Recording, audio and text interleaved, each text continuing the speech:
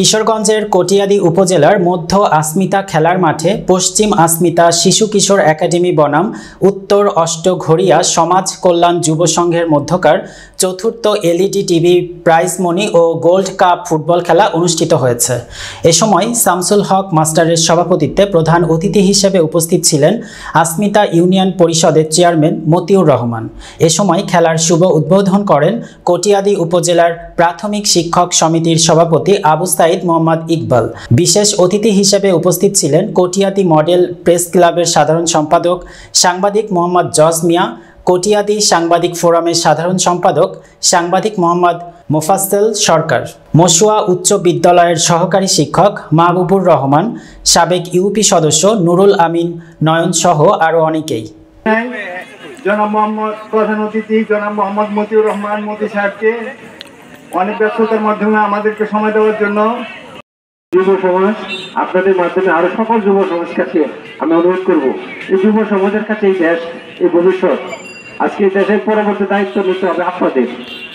কাজেই এই যুব সমাজ যদি ধ্বংস হয়ে যায় তাহলে আমাদের এই দেশের ভবিষ্যৎ নষ্ট হয়ে যাবে। কাজে আমরা আশা করব আপনাদের এই খেলাধুলার মাধ্যমে সমাজের বিভিন্ন ভালো কাজের সাথে আপনারা সম্পৃক্ত হবেন, সকল খারাপ কাজ থেকে নিজেদেরকে বিরত রাখবেন এবং সহপাঠী যারা আছে তারা কারো যেন খারাপের সাথে মিশতে না পারে সেই আহ্বান করবেন। আমি অংশগ্রহণ করতে আসছেন, খুব ভালো লাগবে।